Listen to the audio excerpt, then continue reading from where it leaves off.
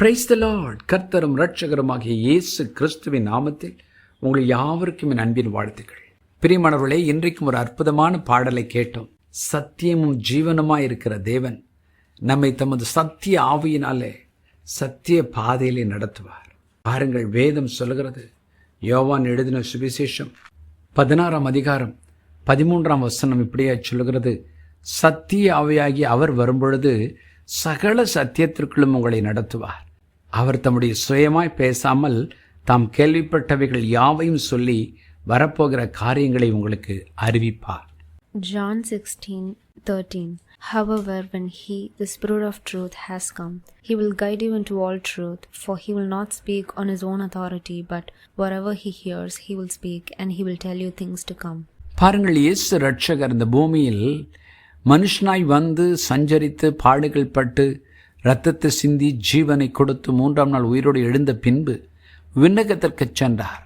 ஆனால் விண்ணகத்திற்கு செல்லும் முன்பதாக அவர் ஒரு வாக்கு அருளுகிறார், என் தூய ஆவியை, சத்திய ஆவியானவரை உங்களுக்கு அருளிச் செய்வேன் என்று. அந்த ஆவியானவர் வந்தால் என்ன நடக்கும்? அவர் நம்மை சகல சத்தியத்திற்குள்ளும் நடத்துவாராம். நமக்கு சத்தியத்துக்குள் நடக்க பலன் இல்லை. அநேக நேரங்கள் நாம் விரும்புகிறோம், என் வாழ்க்கை சத்தியமான வாழ்க்கையாக இருக்கணும், சத்தியத்துக்கு கட்டுப்பட்ட வாழ்க்கையாக இருக்க வேண்டும், என் வாழ்க்கை அப்படித்தான் இருக்க வேண்டும் என்று நினைக்கிறோம். ஆனால் நம் வாழ்க்கையில் நம்மை அறியாமலே பாவங்களும் அசுத்தங்களும் பலவீனங்களும் உள்ளே வந்து விடுகிறது.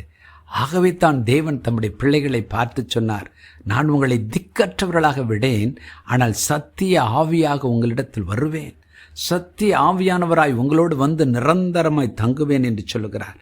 நான் உங்களுக்குள் இருக்கிறதை ஒருவேளை உலகத்திற்கு புரியாமல் இருக்கலாம், ஆனால் நான் உங்களுக்குள் இருப்பேன் என்று வாக்கு அருளுகிறார்.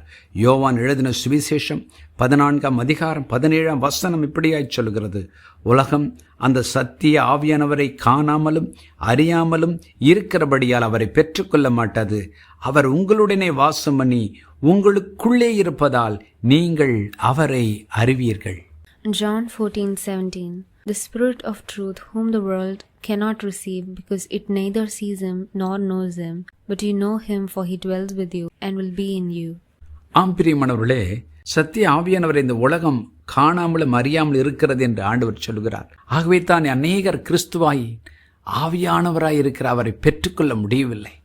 இன்றைக்கும் இந்த வார்த்தைகளை கேட்கிற தேவஜனமே, மாமிசத்தில் வெளிப்பட்ட தேவன் இப்பொழுது தூய ஆவியானவராய் வெளிப்பட்டிருக்கிறார்.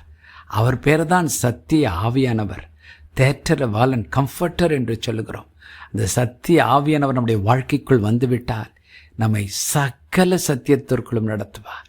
இன்றைக்கும் ஒவ்வொரு நாளும் தூக்கத்தை விட்டு எழும்பும் பொழுது, ஆண்டவரே உமது கிருபை எனக்கு தாரும் என்று கேட்டுவிட்டு அந்த கிருபையின் ஆவியானவராகிய சத்திய ஆவியானவர் அந்த நாள் முழுவதும் நம்மை ஆண்டு நடத்தும்படி நாம் ஒப்பு கொடுப்போமா? ஜெபம் பண்ணுவோம். பரலோக பிதாவே, என்னோடு இணைந்து ஜெபிக்கிற ஒவ்வொருடைய வாழ்க்கையிலும் சத்தியமும் ஜீவனமாயிருக்கிற தேவன் சத்திய ஆவியானவராய் இப்பொழுது இறங்கி வந்து ஒவ்வொருவரையும் நிரப்புவீராக. ஒவ்வொருவருடைய தனிப்பட்ட வாழ்க்கை, குடும்பம், அலுவலகம், ஊழியங்களை ஆளுகை செய்து உம்முடைய சித்தத்தின்படி இந்த நாள் முழுவதும் நடத்துவீராக. உம்முடைய சத்தத்தை கேட்கும் ஒரு வாழ்க்கை, உம்முடைய சத்தியத்தின்படி வாழும் ஒரு வாழ்க்கை, உம்முடைய சித்தத்தை செய்யும் வாழ்க்கையை சத்திய ஆவியானவர் எங்களுக்கு தருவாராக. இயேசுவின் நாமத்தில் பிதாவே, ஆமென்.